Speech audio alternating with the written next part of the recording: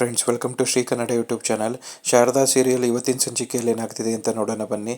ನೀವೇನಾದರೂ ನಮ್ಮ ಚಾನಲ್ನ ಫಸ್ಟ್ ಟೈಮ್ ನೋಡ್ತಾ ಇದ್ರೆ ದಯವಿಟ್ಟು ಸಬ್ಸ್ಕ್ರೈಬ್ ಮಾಡ್ಕೊಳ್ಳಿ. ಸಬ್ಸ್ಕ್ರೈಬ್ ಮಾಡಿಕೊಂಡು ತಪ್ಪದೇ ಬೆಲ್ ಐಕಾನ್ ಕ್ಲಿಕ್ ಮಾಡಿ. ಶಾರದಾ ಸೀರಿಯಲ್ ತುಂಬ ಚೆನ್ನಾಗಿ ಮೂಡಿ ಬರ್ತಾ ಇದೆ. ಶಾರದನ್ನ ನೋಡ್ಬಿಟ್ಟು, ನಿನ್ನ ಮಖದಲ್ಲಿ ರಾಣಿ ಕಳೆ ಇದೆ ಅಮ್ಮ, ನೀನು ನಿಮ್ಮ ಮನೆ ಮಹಾಲಕ್ಷ್ಮಿ ಇದ್ದಂಗೆ, ನೀನು ಎಲ್ಲಿರ್ತೀಯೋ ಅಲ್ಲಿ ಲಕ್ಷ್ಮಿ ತಾಂಡವ ಆಡ್ತಾಳೆ ಅಂತ ಹೇಳ್ತಾ ಇರ್ತಾರೆ ಪುರೋಹಿತರು.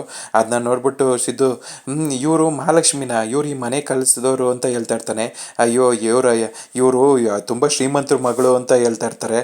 ಅದನ್ನ ಕೇಳ್ಬಿಟ್ಟು ಶರತ್ ಅವನ ಫ್ರೆಂಡ್ ಡಾಕ್ಟ್ರು ಹೇಳಿದ್ನ ಇಮ್ಯಾಜಿನ್ ಮಾಡ್ಕೊತಾ ಇರ್ತಾನೆ.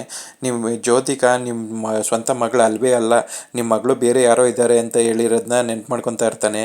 ಅಯ್ಯೋ ನನ್ನ ಮಗಳು ಎಲ್ಲಿದ್ದಾಳೋ, ಏನು ಮಾಡ್ತಿದ್ದಾಳೋ, ಅವಳ ಮದುವೆನೂ ನನ್ನ ಕೈಯಾರೆ ನಾನು ಮಾಡಲಿಲ್ಲ, ಅವಳು ಸುಖವಾಗಿದ್ದಾಳೋ ಇಲ್ವಾ ಅಂತ ಅವ್ನು ಯೋಚನೆ ಮಾಡ್ತಾ ಇರ್ತಾನೆ. ಸುಮಿತ್ರಾ ಕೇಳ್ತಾಳೆ ಅರ್ಚಕ್ರನ್ನ, ನನ್ನ ಮಗಳದು ಕಂಕಣ ಎಲ್ಲ ಸರಿ ಹೋಗೋದಕ್ಕೆ ಏನಾದರೂ ಪರಿಹಾರ ಇದ್ರೆ ಹೇಳಿ ಅಂತ. ನೋಡ್ಬಿಟ್ಟು ಇದರಲ್ಲಿ ಏನೂ ಗೋಚಾರ ಆಗ್ತಾ ಇಲ್ಲ, ನನಗೆ ಗೊತ್ತಿರೋ ಪ್ರಕಾರ ಈ ಜಾತಕದಲ್ಲೇ ಏನೋ ಮಿಸ್ಟೇಕ್ ಇರಬೇಕು, ಈ ಮನೆ ಮಗಳು ಜಾತಕ ಅಲ್ಲ ಅಂತ ಅನ್ಸುತ್ತೆ ಅಂತ ಹೇಳ್ತಾ ಇರ್ತಾನೆ. ಅದವರು ಈ ಮನೆ ಮಗಳಿದ್ದಂಗೆನೆ ಅಂತ ಸಿದ್ದು ಹೇಳ್ತಾ ಇರ್ತಾನೆ. ಆವಾಗ ಸುಮಿತ್ರನ್ ಕೋಪ ಬರುತ್ತೆ. ಅತ್ತೆ, ನಿಮಗೆ ಶಾರದನು ನಿಮ್ಮ ಮಗಳಿದ್ದಂಗೆ ಅಲ್ವಾ ಅಂತ ಹೇಳ್ತಿರ್ತಾನೆ. ಆವಾಗ ಏನು ಹೇಳ್ತಿದ್ಯಾ ನೀನು, ಅದು ಮುಂಚೆ, ಆದರೆ ಇವಾಗ ಅವಳು ನನ್ನ ಮಗಳು ಅಲ್ಲ ಅಂತ ಹೇಳ್ತಾ ಇರ್ತಾಳೆ. ಆವಾಗ ಅವಳಿಗೆ ಕೋಪ ಬಂದಿರತ್ತೆ. ಇದು ಶಾರದನ್ನ ಮನೆ ಮಗಳು ಅಂತಿದ್ನ ನೋಡಿ ಎಲ್ರಿಗೂ ಶಾಕ್ ಆಗಿರುತ್ತೆ. ಜ್ಯೋತಿಕಾ ಫುಲ್ ಟೆನ್ಷನಲ್ಲಿ ಯೋಚನೆ ಮಾಡ್ತಾ ಇರ್ತಾಳೆ. ಆವಾಗ ಜೋಯಿಸ್ರು ಹೇಳ್ತಾರೆ, ನೋಡಿ ನನಗೆ ಇದು ಜಾತಕದಲ್ಲಿ ಏನೂ ಕರೆಕ್ಟಾಗಿ ಗೋಚರಿಸ್ತಾ ಇಲ್ಲ, ನಾನು ಇನ್ನೂ ಒಂದು ಸತಿ ನಾನು ಎಲ್ಲನೂ ಕ್ಲೀನಾಗಿ ನೋಡ್ಬಿಟ್ಟು ನಿಮಗೆ ವಾಪಸ್ಸು ಮತ್ತೆ ಹೇಳ್ತೀನಿ ಅಂತ ಹೇಳ್ಬಿಟ್ಟು ಜೋಯಿಸ್ರು ಅಲ್ಲಿಂದ ಹೊರಡ್ತಾರೆ. ಸರಿ ಜೋಯಿಸ್ರೆ ಅಂತ ಹೇಳ್ಬಿಟ್ಟು ಅವ್ರನ್ನ ಕಳಿಸ್ತಾರೆ. ಕಳ್ಸಾದ್ಮೇಲೆ ಯೋಚನೆ ಮಾಡ್ತಾ ಕೂತಿರ್ತಾಳೆ ಸುಮಿತ್ರಾ. ಆವಾಗ ಏನೂ ಆಗೋದಿಲ್ಲ, ಎಲ್ಲ ಸರಿ ಹೋಗುತ್ತೆ, ಸುಮ್ಮನೆ ಇರು ಅಂತ ದಶರಥ ಸಮಾಧಾನ ಮಾಡ್ತಿರ್ತಾನೆ. ವಿಮಲಾ ಹೇಳ್ತಾಳೆ, ಏನೂ ಆಗೋದಿಲ್ಲ ಸುಮಿತ್ರಾ, ಎಲ್ಲ ಸರಿ ಹೋಗುತ್ತೆ, ಸುಮ್ಮನೆ ಇರು, ಈಗ ಜೋಗಿ ಅವಳು ಮದುವೆ ಆಗೋ ಟೈಮ್ ಬಂದೇ ಬರುತ್ತೆ ಅಂತ ಹೇಳ್ತಿರ್ತಾಳೆ. ನನ್ನ ಮಗಳು ಇಲ್ಲ ಜೀವನದ ವಿಷಯದಲ್ಲಿ ಏನೇನೆಲ್ಲ ನಡೆದೋಯ್ತು ಅಂತ ಯೋಚನೆ ಮಾಡ್ತಾ ಇರ್ತಾಳೆ. ಆವಾಗ ನಿಂದೇನು ತಲೆ ಕೆಡ್ಸ್ಕೊಬೇಡ ಪುಟ, ಎಲ್ಲ ಒಳ್ಳೇದೇ ಆಗುತ್ತೆ, ನೀನು ಬೇಜಾರು ಮಾಡ್ಕೊಬೇಡ ಅಂತ ಹೇಳ್ತಿರ್ತಾಳೆ. ಆಗ ಜ್ಯೋತಿಕಾ ಕಣ್ಣೀರಾಗ್ತಿರೋ ಥರ ನಾಟಕ ಆಡ್ತಿರ್ತಾಳೆ.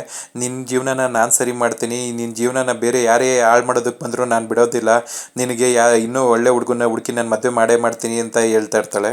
ಮನೆಯವರೆಲ್ಲ ಒಳಗಡೆ ಹೋಗ್ತಾರೆ. ಆಗ ಸಿದ್ದು ಮತ್ತು ಶಾರದಾ ಮಾತ್ರ ಅಲ್ಲಿ ಇರ್ತಾರೆ. ಜ್ಯೋತಿಕಾನು ನೋಡ್ತಾ ಇರ್ತಾಳೆ. ಆಗ ಸಿದ್ದು ಹೇಳ್ತಾನೆ, ಶಾರದವ್ರೆ, ಅರ್ಚಕರು ಹೇಳಿದ್ರಲ್ಲ ನೀವು ಯಾರೋ ಶ್ರೀಮಂತರ ಮನೆ ಮಗಳು ಅಂತ, ಆ ಶ್ರೀಮಂತರ ಮನೆ ಯಾವುದು ಅಂತ ಹುಡುಕ್ತೀನಿ, ಆದಷ್ಟು ಬೇಗ ನಿಮ್ಮನ್ನ ಆ ಶ್ರೀಮಂತರ ಮನೆಗೆ ಸೇರಿಸ್ತೀನಿ ಅಂತ ಹೇಳ್ತಾ ಇರ್ತಾನೆ. ಅದನ್ನ ನೋಡ್ಬಿಟ್ಟು ಜ್ಯೋತಿಕಂಗೆ ಶಾಕ್ ಆಗ್ತಾ ಇರತ್ತೆ. ಬನ್ನಿ ಅಂತ ಅವಳನ್ನ ಕೈನ ಹಿಂಗೆ ಹಿಡ್ಕೊಂಡು ಒಳಗಡೆ ಕರ್ಕೊಂಡು ಹೋಗ್ತಾನೆ. ಅದನ್ನ ನೋಡ್ಬಿಟ್ಟು ಇವನು ಕರ್ಕೊಂಡೋಗಿ ಸೇರಿಸ್ತಾನಂತೆ ಅಂತ ಇವನಿಗೆ ಮಾಡೋಕ್ಕೆ ಕೆಲಸ ಇಲ್ಲ ಅಂತ ಬೈಕೊಂಡು ಜ್ಯೋತಿಕಾನು ಅಲ್ಲಿಂದ ಹೋಗ್ತಾಳೆ. ಜ್ಯೋತಿಕಾ ರೂಮಲ್ಲಿ ಟೆನ್ನಿಸ್ ಬಾಲ್ನ ತಗೊಂಡು ಅದರಲ್ಲಿ ಹಿಂಗೆ ಗೋಡೆಗೆ ಹೊಡ್ಕೊಂಡು ಆಟ ಆಡ್ತಾ ಇರ್ತಾಳೆ. ಅಲ್ಲಿಗೆ ಪಾರಿಜಾತ ಬರ್ತಾಳೆ. ಅವಾಗ ಕೋಪದಲ್ಲಿ, ಗ್ರಾಣಿ ನೀವ್ಯಾಕೆ ಇಲ್ಲಿಗೆ ಬರೋಕೆ ಹೋದ್ರಿ, ಅಲ್ಲಿ ನೀವೇನು ಮಾತಾಡಲಿಲ್ಲ, ನೀವು ಮಾತಾಡ್ತೀರಾ ಅಂತ ಅಂದ್ಕೊಂಡಿದ್ದೆ ನಾನು, ನೀವೇನು ಮಾತಾಡಲಿಲ್ಲ, ನಿಮಗೆ ನಮ್ಮ ಮೇಲೆ ಸ್ವಲ್ಪನೂ ಪ್ರೀತಿ ಇಲ್ಲ, ಪ್ರೀತಿ ಎಲ್ಲ ಕಮ್ಮಿ ಆಗಿಬಿಟ್ಟಿದೆ ಅಂತ ಹೇಳ್ತಿರ್ತಾಳೆ. ಹೌದು ಅಮ್ಮ, ನಿನ್ನ ಮೇಲೆ ಪ್ರೀತಿ ಕಮ್ಮಿಯಾಗಿದೆ, ಪ್ರೀತಿ ಕಮ್ಮಿಯಾಗಿಯೇ ನಿನ್ನ ಈ ಮನೆ ಮಹಾರಾಣಿ ಮಾಡಿದೆ ನಾನು ಅಂತ ಹೇಳ್ತಿರ್ತಾಳೆ. ಇದೊಂದನ್ನು ಕರೆಕ್ಟಾಗಿ ಹೇಳ್ತೀರಾ, ನೀವು ಈ ಮನೆ ಮಹಾರಾಣಿ ಮಾಡಿದ್ರಿ, ಆದರೆ ಆ ಮಹಾರಾಣಿ ಪಟ್ಟನ ಉಳಿಸ್ಕೊಳೋದಕ್ಕೋಸ್ಕರ ನಾನು ಎಷ್ಟು ಹೋರಾಟ ನಡೆಸ್ತಿದ್ದೀನಿ ಅಂತ ನನಗೆ ಮಾತ್ರ ಗೊತ್ತಿರೋದು, ನೀವು ನನಗೇನು ಸಪೋರ್ಟ್ ಮಾಡ್ತಾ ಇಲ್ಲ ಈ ನಡುವೆ, ನೀವು ನನ್ನ ಹತ್ರ ಏನೂ ಮಾತಾಡಬೇಡಿ, ಇಲ್ಲಿಂದ ಹೋಗಿ ಅಂತ ಹೇಳ್ತಾ ಇರ್ತಾಳೆ. ಆವಾಗ ನಾನು ಏನಕ್ಕೆ ಇವಳು ಈ ಥರ ಆಡ್ತಾ ಇದ್ದಾಳೆ, ಇವಳ ಹತ್ರ ಏನು ಮಾತಾಡೋದು ಅಂತ ಯೋಚನೆ ಮಾಡ್ತಿರ್ತಾಳೆ. ಆವಾಗ ನೀವು ಇಲ್ಲಿಂದ ಹೋಗ್ತಿರೋ ಇಲ್ವೋ, ನೀವು ಹೋಗಿಲ್ಲ ಅಂದರೆ ನಾನೇ ಹೋಗ್ತೀನಿ ಬಿಡಿ ಅಂತ ಹೇಳ್ಬಿಟ್ಟು ಜ್ಯೋತಿಕಾ ರೂಮಿಂದ ಆಚೆಗೊಂಡು ಹೋಗ್ಬಿಡ್ತಾಳೆ.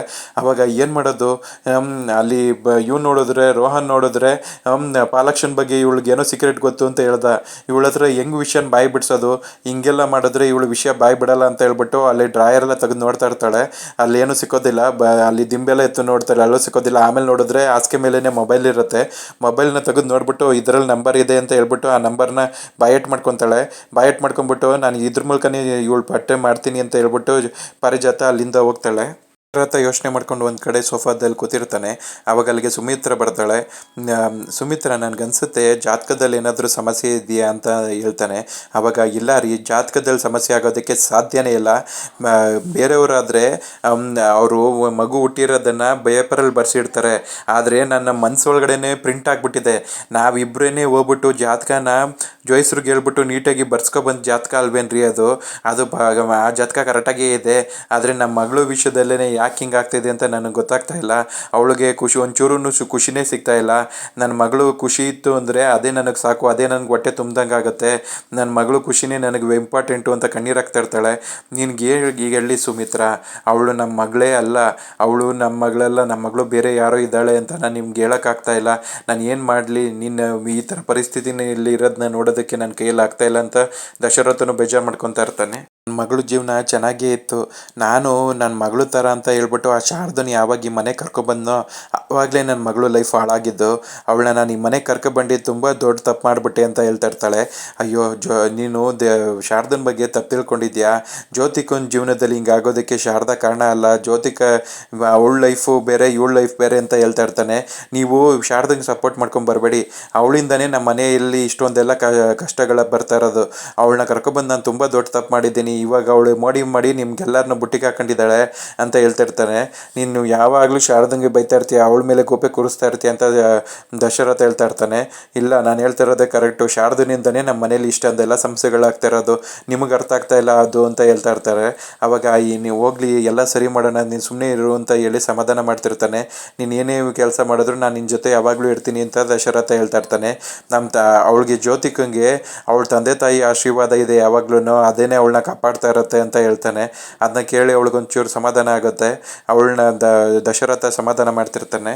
ಇದು ರೂಮಲ್ಲಿ ಬಾಕ್ಸಿಂಗ್ ಬಾಲ್ಗೆ ಹೊಡಿತಾ ಇರ್ತಾನೆ. ಅವನ ಕೋಪದಲ್ಲಿ ಇರ್ತಾನೆ. ಆವಾಗ ಅಲ್ಲಿಗೆ ಶಾರದಾ ಬರ್ತಾಳೆ. ಏನಿದು ಮಾವ, ಏನಕ್ಕೆ ನೀವು ಈ ಬಾಕ್ಸಿಂಗ್ ಬಾಲ್ ನೋಡಿದ್ದೀರಾ? ಅವತ್ತೊಂದ್ಸತಿ ನನಗೆ ಹೇಳಿದ್ರಿ ನೀವು ಕೋಪ ಬಂದರೆ ಮಾತ್ರ ಇದು ಕೊಡಿಯೋದು ಅಂತ. ಇವಾಗ ನಿಮಗೆ ಯಾರ ಮೇಲೆ ಕೋಪ ಬಂದಿದೆ ಅಂತ ಕೇಳ್ತಾ ಇರ್ತಾಳೆ. ಆವಾಗ ನನಗೆ ನನ್ನ ಮೇಲೆ ಕೋಪ, ನನ್ನ ಪರಿಸ್ಥಿತಿ ಮೇಲೆ ಕೋಪ ಅಂತ ಹೇಳ್ತಾ ಇರ್ತಾನೆ. ಆವಾಗ ಏನಾಗಿದೆ ನಿಮ್ಮ ಪರಿಸ್ಥಿತಿಗೆ ಅಂತ ಕೇಳ್ತಿರ್ತಾಳೆ. ಆವಾಗ ನನಗೆ ಈ ಥರ ನೀವು ಈ ಸಮಸ್ಯೆಯಲ್ಲಿ ನೀವು ಈ ಮನೆ ಮಗಳು ಅಂತ ಗೊತ್ತಿದ್ರು ಈ ಮನೇಲಿ ನೀವು ಕೆಲಸದವ್ರ ಥರ ಇದ್ದೀರಾ. ನಿಮ್ಮ ಜೀವನನ ಸರಿ ಮಾಡೋದಕ್ಕೆ ನಾನು ಏನು ಮಾಡೋದಕ್ಕಾಗ್ತಾ ಇಲ್ವಲ್ಲ ಅಂತ ನನಗೆ ತುಂಬ ಬೇಜಾರಾಗ್ತಾ ಇದೆ ಅಂತ ಹೇಳ್ತಿರ್ತಾನೆ. ಆವಾಗ ಎಲ್ಲದಕ್ಕೂ ಒಂದು ಟೈಮ್ ಅಂತ ಬರುತ್ತೆ. ನಮ್ಮ ಅಮ್ಮಂಗೆ ನಾನು ಯಾರು, ನಾನು ಏನು ಅಂತ ಗೊತ್ತಾಗಬೇಕು. ಅದಕ್ಕಿಂತ ಮುಂಚೆನೇ ನಾವು ಏನಾರು ಮಾಡೋದಕ್ಕೆ ಹೋದರೆ ತುಂಬ ಸಮಸ್ಯೆಗಳು ಬರುತ್ತೆ ಅಂತ ಹೇಳ್ತಿರ್ತಾಳೆ. ನಮಗೂ ಒಳ್ಳೆ ಟೈಮ್ ಬರೋವರೆಗೂ ನಾವು ಕಾಯಬೇಕು ಅಷ್ಟೇ ಅಂತ ಹೇಳ್ತಾ ಇರ್ತಾರೆ. ಆವಾಗ ಅದನ್ನ ಕೇಳ್ಬಿಟ್ಟು ಸಿದ್ದುಗೆ ಕೋಪ ಬರ್ತಾ ಇರುತ್ತೆ. ಆ ಟೈಮ್ ಯಾವಾಗ ಬರುತ್ತೆ, ಅದು ಯಾವಾಗೂ ಬರೋದಿಲ್ಲ, ನಾವೇ ಅದನ್ನು ಸರಿ ಮಾಡಬೇಕು ಅಂತ ಹೇಳ್ತಿರ್ತಾನೆ. ಆವಾಗ ಆಯಿತು, ನಾನು ನಿಮಗೆ ರೋಹನ್ ಬಗ್ಗೆ ವಿಚಾರಿಸೋದಕ್ಕೆ ಕೇಳಿದ್ನಲ್ಲ, ಏನಾಯಿತು ಅಂತ ಕೇಳ್ತಾಳೆ. ಆವಾಗ ನಾನು ರೋಹನ್ ಹತ್ರ ಮಾತಾಡೋದಕ್ಕೆ ಹೋಗಿದ್ದೆ. ಅವನು ನಿಮ್ಮಿಂದನೇ ನನ್ನ ಜೀವನ ಹಾಳಾಯಿತು, ನಿಮ್ಮ ಮನೆಯವ್ರನ್ನ ಯಾರನ್ನೂ ಸುಮ್ಮನೆ ಬಿಡೋದಿಲ್ಲ ಅಂತ ಹೇಳ್ತಿದ್ದ ಅಂತ ಹೇಳ್ತಾನೆ. ಅಯ್ಯೋ, ಹಂಗಾದ್ರೆ ಅವ್ನ ಮನೆಯವ್ರಿಗೆ ಏನಾದರೂ ಸಮಸ್ಯೆ ಮಾಡ್ಬಿಡ್ತಾನ ಅಂತ ಎದುರ್ಕೊತಾ ಇರ್ತಾಳೆ ಶಾರದಾ. ಅವಾಗ ಏನು ತಲೆ ಕೆಡ್ಸ್ಕೊಂಬೇಡಿ, ನಾನು ಅವನಿಗೆ ಚಾಲೆಂಜ್ ಮಾಡಿದ್ದೀನಿ, ನಾನು ಇರೋವರೆಗೂ ನಮ್ಮ ಮನೆಯವ್ರನ್ನ ನೀನೇನು ಟಚ್ ಮಾಡೋದಕ್ಕಾಗೋದಿಲ್ಲ ಅಂತ ಹೇಳಿದ್ದೀನಿ ಅಂತ ಹೇಳ್ತಾನೆ.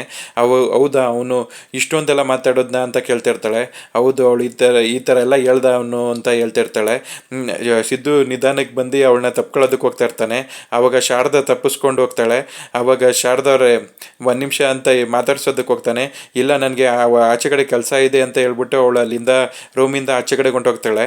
ಆವಾಗ ಅವನು ಆ ಬಾಕ್ಸಿಂಗ್ ಬಾಲ್ನ ಇಟ್ಕೊಂಡು ಅವರಿಬ್ಬರು ಮಧ್ಯೆ ಕಾನ್ವರ್ಜೇಷನ್ ನಡಿಬೇಕಾದ್ರೆ ಅವಳು ಕ್ಯೂಟಾಗಿ ಸ್ಮೈಲ್ ಕೊಟ್ಟಿದ್ನೆಲ್ಲ ಇಮ್ಯಾಜಿನ್ ಮಾಡಿಕೊಂಡು ಖುಷಿ ಪಡ್ತಾ ಇರ್ತಾನೆ. ಏನೇ ಆಗಲಿ, ನಮ್ಮ ಶಾರದಾ ಅವ್ರ ಜೀವನನ ನಾನೇ ಸರಿ ಮಾಡಬೇಕು, ಅವ್ರನ್ನ ಆದಷ್ಟು ಬೇಗ ಈ ಮನೆ ಮಗಳು ಅಂತ ಎಲ್ಲರಿಗೂ ತಿಳಿಸ್ಕೊಡ್ಬೇಕು. ನನ್ನ ದಶರಥ ಮಾವ ಮತ್ತು ಸುಮಿತ್ರಾ ಅತ್ತೆ ಅವ್ರ ಮಗಳನ್ನ ಆದಷ್ಟು ಬೇಗ ಅವ್ರ ಇಬ್ಬರ ಜೊತೆ ಒಂದು ಮಾಡಬೇಕು ಅಂತ ಸಿದ್ದು ಯೋಚನೆ ಮಾಡ್ತಾ ಇರ್ತಾನೆ. ಅಲ್ಲಿಗೆ ಇವತ್ತಿನ ಸಂಚಿಕೆ ಕಂಪ್ಲೀಟ್ ಆಗುತ್ತೆ ಫ್ರೆಂಡ್ಸ್. ನೀವೇನಾದರೂ ನಮ್ಮ ಚಾನಲ್ನ ಫಸ್ಟ್ ಟೈಮ್ ನೋಡ್ತಾ ಇದ್ದರೆ ದಯವಿಟ್ಟು ಸಬ್ಸ್ಕ್ರೈಬ್ ಮಾಡ್ಕೊಳ್ಳಿ. ಸಬ್ಸ್ಕ್ರೈಬ್ ಮಾಡಿಕೊಂಡು ತಪ್ಪದೇ ಬೆಲ್ಲೈಕಾನ್ ಕ್ಲಿಕ್ ಮಾಡಿ. ಮಾಡ್ತಾ ಇರೋ ಅನ್ಯಾಯ ಮತ್ತು ದಶರಥ ನಡೆಸ್ತಾ ಇರೋ ಹೋರಾಟ, ತನ್ನ ಮಗಳು ಯಾರು ಅಂತ ಹುಡುಕೋದಕ್ಕೆ ಕಷ್ಟಪಡ್ತಾ ಇದ್ದಾನೆ. ಸಿದ್ದುನು ತನ್ನ ಹೆಂಡ್ತಿನೇ ಈ ಮನೆ ಮಗಳು ಅಂತ ಪ್ರೂವ್ ಮಾಡೋದಕ್ಕೋಸ್ಕರ ಕಷ್ಟಪಡ್ತಾ ಇದ್ದಾನೆ. ಇವಾಗ ಜ್ಯೋತಿಕಾ ಮಾಡ್ತಾ ಇರೋ ಕೆಲಸ ಎಲ್ಲ ತಳ್ಕೊಂಬಳಕಾಗಿ ಶಾರದಾನೇ ಈ ಮನೆ ಮಗಳು ಅಂತ ಮನೆಯವ್ರಿಗೆ ಗೊತ್ತಾಗುತ್ತಾ. ಸುಮಿತ್ರಾ ಈ ಮುಟ್ಟಾಳ್ತನದಿಂದ ಆಚೆಗಡೆಗೆ ಬರ್ತಾಳ. ಏನಾಗುತ್ತೆ ಅಂತ ನಿಮ್ಮ ಒಪಿನಿಯನ್ಸ್ನ ಕಮೆಂಟ್ ಬಾಕ್ಸಲ್ಲಿ ತಿಳಿಸಿ ಫ್ರೆಂಡ್ಸ್. ಮುಂದಿನ ಸಂಚಿಕೆ ಒಂದಿಗೆ ಮತ್ತೆ ಭೇಟಿಯಾಗೋಣ. Thank you.